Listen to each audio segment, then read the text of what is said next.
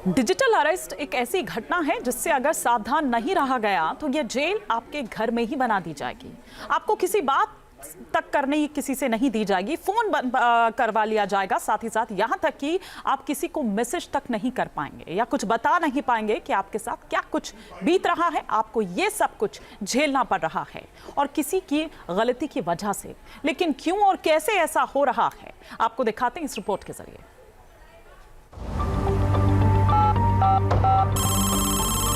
Kumar, IPS officer from Mumbai cyber crime east branch. Okay, phone उठाया तो लुट जाओगे।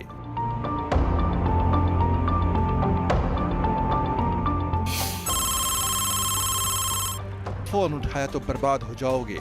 Hello, my name is Rakesh Kumar, IPS officer from Mumbai cyber crime east branch. Okay, phone उठाया तो jail में फंस जाओगे।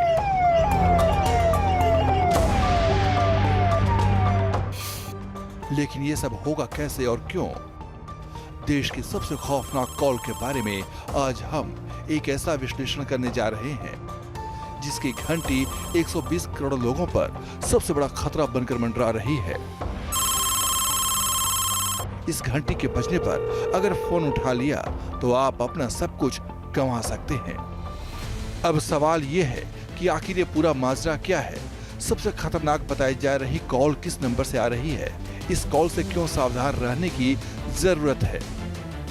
तो चलिए बिना देर किए सबसे पहले इस फोन कॉल की सबसे खतरनाक बात आपको बताते हैं। और बात यह है कि मोबाइल पर आने वाली इस कॉल को आम आदमी पहचान नहीं सकता है। ये कॉल 98 डिजिट से आती है, 99 के शुरुआती नंबर से आ सकती है।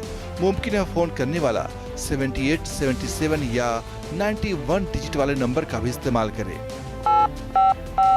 Hello, My name is Ravi Kumar, sub inspector. Okay. इसलिए बेहद सावधान रहने की जरूरत है क्योंकि इस कॉल में बहुत बड़ी साजिश छिपी है। अब यह साजिश कैसे रची जा रही है इसकी डिटेल आपको बताएंगे। उससे पहले इसका सबसे खतरनाक पहलू जान लीजिए। ये कॉल आपको कंगाल बना सकती है, ये कॉल आपको बदनाम करा सकती है, ये कॉल आपको मानसिक बीमार बना सकती है और ये कॉल मौत के मुंह में भी पहुंचा सकती है। सही सुना आपने। मोबाइल के जरिए डिजिटल फ्रॉड का गोरख धंधा इस कदर आगे बढ़ चुका है कि अब इसमें डिजिटल अरेस्टिंग तक होने लगी है। पिछले कई महीनों में ऐसे मामले लगातार सामने आए हैं जिनमें अब सिर्फ पैसे का नुकसान नहीं हो रहा है बल्कि फ्रॉड के शिकार लोगों को एक तरह से बंधक भी बना लिया जाता है। कई पर तो मानसिक दबाव डालकर उनको मौत के मुहाने तक पहुंचा दिया गया। तो आज के विश्लेषण में आपको सबसे पहले ये जानना होगा कि आखिर डिजिटल अरेस्ट होता क्या है। इसे ऐसे समझिए कि डिजिटल अरेस्ट की शुरुआत एक मैसेज या फोन कॉल के साथ होती है।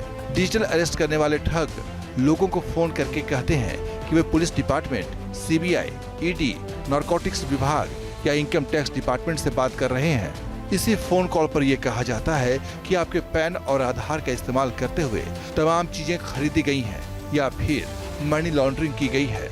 कई बार ये भी दावा किया जाता है कि वे कस्टम विभाग से बोल रहे हैं और आपके नाम से कोई पार्सल आया है जिसमें ड्रग्स या प्रतिबंधित चीजें हैं। इसके बाद साइबर ठग वीडियो कॉल करते हैं और सामने बैठे रहने के लिए कहते हैं। ऐसा करने के पीछे इनका मकसद ये भी होता है कि ये अपने शिकार को डिपार्टमेंट से जुड़ी वर्दी और दफ्तर का सेटअप दिखा सके ताकि यकीन दिलाया जा सके।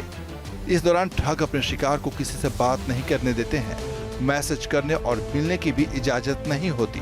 पेशेवर तरीके से पूछताछ के बाद जमानत के नाम पर शिकार से पैसे मांगे जाते हैं। डरा सहमा रिसीवर गुनहगार ना होते हुए भी ठगों की सारी बात मानता चला जाता है।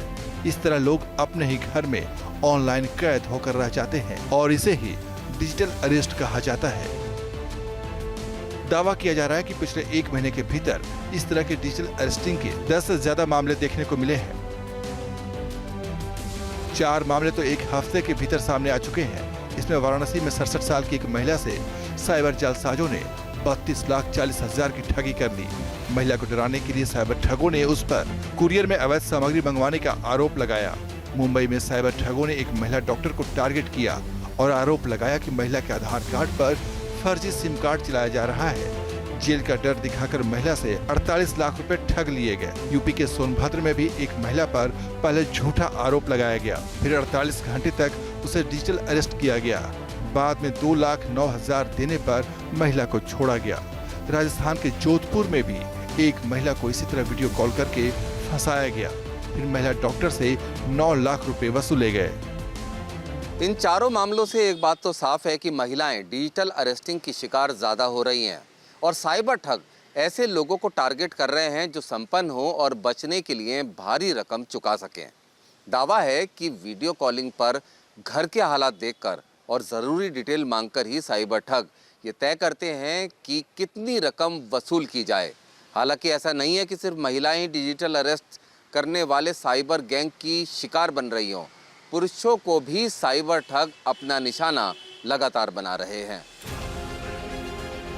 ऐसा ही एक मामला दिल्ली में सामने आया है, जिसमें साइबर एक्सपर्ट मोहित यादव को भी ठगी का शिकार बनाने की कोशिश की गई। डिजिटल अरेस्टिंग वाली ठगी की शुरुआत यहाँ भी एक फोन कॉल से होती है। हेलो, हाँ जी। My name is Ravi Kumar, sub inspector. Okay okay. अब चूंकि साइबर एक्सपर्ट होने की वजह से मोहित यादव इस फ्रॉड को लेकर जागरूक थे, लिहाजा वो इस पूरे मामले को रिकॉर्ड कर लेते हैं। फोन करने वाला शख्स खुद को telecom regulatory authority of India यानी ट्राई का कर्मचारी बताता है। फिर साइबर एक्सपर्ट मोहित यादव से पूछता है। इस दौरान मोहित यादव अपना नाम रवि कुमार बताते हैं। हेलो हेलो, मैं टेलीकॉम डिपार्टमेंट से बात कर रहा हूँ। हमारे सिस्टम में एक नंबर शो कर रहा है सर। नंबर का लास्ट 4 डिजिट है 9980। ये आप इस्तेमाल कर रहे हैं? नहीं, नंबर तो आप ही का दिखा रहा है, आपकी आईडी से लिया गया है। 9980 है लास्ट में। ये सब तो नहीं है सर। एक्चुअली ये नंबर निकाला गया है मुंबई में और इस नंबर का न जाने कौन इस्तेमाल कर रहा है इलीगल एडवर्टीजमेंट और हैरेसिंग मैसेजेस भेजने के लिए। तो हमें मुंबई साइबर क्राइम से नोटिफिकेशन मिला है कि इस ओनर के जितने भी नंबर सारे ब्लॉक कर दिए जाएं विदिन 2 आवर्स, क्योंकि उस नंबर के खिलाफ अभी तक 17 कंप्लेंट और एक FIR दर्ज हो चुका है। तो इसीलिए आपको कॉल किया था हमारी तरफ से कि आपका नंबर बंद हो जाएगा। ऑडियो में साफ कहा गया है कि किस तरह से रवि कुमार यानी मोहित यादव के आधार और मोबाइल नंबर का गलत इस्तेमाल हुआ है। ये नंबर 20 करोड़ के मनी लॉन्ड्रिंग में यूज किया गया है। मुंबई की लोकमान्य तिलक थाने में इसकी FIR दर्ज है। इस आईडी पर 17 शिकायतें दर्ज हैं, जिसके कारण नंबर आज बंद हो जाएगा। मोहित यादव इस बारे में जानकारी हासिल करने के लिए इंटरनेट से मुंबई से लोकमान्य तिलक थाने का नंबर निकालते हैं, जिस पर फोन करने के बाद यही बातें बताई जाती हैं जो ऑडियो कॉल पर कही गई थी। चौंकाने वाली बात ये कि इस बार मोहित यादव को ये कहा जाता है कि इन नंबर पर कोई तकनीकी दिक्कत है, लिहाजा उन्हें SI रवि कुमार के नाम से एक नंबर दिया जाता है और कहा जाता है कि आगे से इसी नंबर पर बात करें। इसी फोन से मोहित यादव को सुप्रीम कोर्ट की फर्जी वेबसाइट का लिंक दिया जाता है। कई और फर्जी दस्तावेज भी मुहैया करवाए जाते हैं, जिससे ये साबित किया जा सके कि मोहित यादव का नंबर और आईडी वाकई आपराधिक गतिविधियों में शामिल है। इन्हीं दस्तावेजों में रवि कुमार यानी मोहित यादव के नाम का फर्जी वारंट भी होता है। थोड़ी ही देर में इस नंबर पर कथित थाने से SI रवि कुमार का फोन आता है, जिसमें मोहित कुमार यानी रवि कुमार से उनके बैंक और आधार कार्ड की डिटेल मांगी जाती है। मोहित यादव एक फर्जी आधार कार्ड बनाकर फोन करने वाले शख्स को भेजते हैं। बैंक से जुड़ी जानकारी भी दी जाती है। जब साइबर ठगों को यकीन हो जाता है कि सामने मौजूद शख्स रवि कुमार ही है, तो फिर रवि कुमार बने मोहित यादव को वीडियो कॉल की जाती है, जिसमें पुलिस थाने जैसा सेटअप लगा दिखता है। सामने सीट पर पुलिस की वर्दी में एक शख्स दिखाई देता है। यही डिजिटल अरेस्टिंग गैंग का सदस्य है जो पहली बार कैमरे पर दिखाई दे रहा है। मोहित जब इससे बात करते हैं तो ये धमकी भरे लहजे में डराने की कोशिश करते हैं। What is your job? Sir, I teach people. I am a teacher actually. Which type of teaching? I teach IT, Java. Java. Yeah, Java course. Okay. Just listen. Yes. Make sure you pay attention to all my questions before we start the recording. Okay? Yes, yes. Here I am the officer who in charge of your case. Okay, okay. My name is Ravi Kumar, sub inspector. Okay? Okay, okay. During the recording process, if you get any message or call, did not take without my permission. Okay? Okay, okay. Your location, that time you are not in Mumbai. Okay? Okay. No. And turn off all your electronic device around you, like a laptop, TV, or second mobile. Okay. If call was suddenly disconnected, did not do anything, just sit down properly, don't move around. I will call you automatically from my landline. Okay. खास बात ये कि तमाम जानकारी हासिल करने के बाद साइबर ठग गिरफ्तारी का डर दिखाता है। ईडी से लेकर पुलिस की छापेमारी तक की धमकी देता है, फिर 85,000 रुपए में मामला खत्म करने की बात करता है।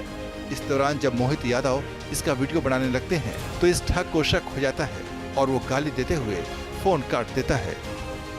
अभी स्टार्ट ऐसे हुआ कि उन्होंने मुझे पहले बोला कि आपका कार्ड गलत जगह से यूज़ हुआ है, तो मैंने उनको बोला कि मैंने ऐसा कुछ भी नहीं किया है। उन्होंने बोला कि मुंबई के थाने में आपका एक रिपोर्ट लिखा हुआ है इसी आईडी के तौर पे। बेसिकली उन्होंने मुझसे मेरा आधार नंबर मांगा और आधार नंबर जैसे ही मैंने शेयर किया तो उन्होंने बताया कि इस आधार नंबर पे, उस मोबाइल नंबर पे एक केस रजिस्टर्ड है मुंबई थाने के अंदर, वो है लोकमान्य तिलक पुलिस स्टेशन के अंदर। और इनफैक्ट सिर्फ यही नहीं, उन्होंने मुझे बताया कि आपके जो नाम है, आपका जो आधार कार्ड है, बहुत सारे मनी लॉन्ड्रिंग केसेस के अंदर और क्रिप्टो करेंसी फ्रॉड्स के अंदर पाए जा रहे हैं।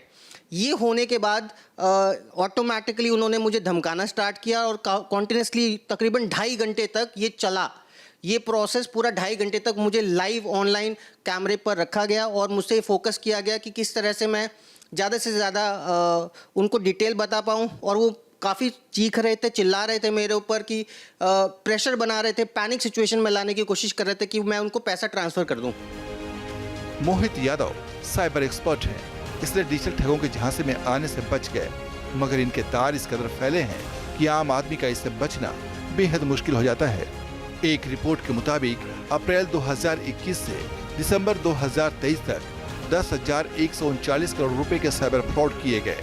इंडियन साइबर क्राइम कोऑर्डिनेशन की रिपोर्ट कहती है कि जनवरी 2024 से अप्रैल 2024 तक साइबर फ्रॉड की 7,40,000 शिकायतें सामने आई। सोशल सर्किल सर्वे में खुलासा हुआ कि पिछले 3 साल में देश की 43% आबादी कहीं न कहीं साइबर ठगी का शिकार हुई है। आरबीआई यानी रिजर्व बैंक ऑफ इंडिया लगातार इन साइबर फ्रॉड से लोगों को आगाह कर रहा है। बावजूद इसके साइबर ठगी के मामले कम होने की बजाय बढ़ते ही जा रहे हैं। जानकारों के मुताबिक इसकी 2 वजह है। पहली वजह यह है कि हर आदमी को ये लगता है कि उसके साथ साइबर फ्रॉड नहीं हो सकता, यानी ओवर कॉन्फिडेंस। और दूसरी वजह यह है कि साइबर ठग बहुत ही पेशेवर तरीके से ठगी को अंजाम दे रहे हैं। दावा है कि इसके लिए साइबर ठगी करने वाले लोग नाइजीरिया, ताइवान और चीन जैसे देशों में ट्रेनिंग तक ले रहे हैं। इसके लिए बाकायदा कोर्स करवाया जा रहा है। बताया जा रहा है कि युवाओं को डिजिटल अरेस्टिंग में फंसाने के लिए लड़कियों तक का इस्तेमाल किया जा रहा है, जबकि उसकी पूरी टीम इस वाक्य को रिकॉर्ड करती रहती है। जैसे ही क्लिप तैयार होती है तो लड़के को बदनाम करने के लिए ब्लैकमेल करना शुरू कर दिया जाता है। जान छोड़ने के बदले अच्छी खासी रकम वसूली जाती है। अगर आप भी ऐसे फ्रॉड या डिजिटल अरेस्टिंग से बचना चाहते हैं तो अलर्ट रहें और कुछ नियमों का सख्ती से पालन करें। मसलन किसी भी अनजान नंबर से आने वाली वीडियो कॉल को ना उठाएं, किसी भी लिंक को हड़बड़ी में ना खोलें, पहले उसके वैध होने की पुष्टि। केस में फंसने का कॉल आता है तो उस पर भरोसा ना करें। हर किसी को अपनी बैंक डिटेल ना दें। कोई अगर बार बार कॉल करे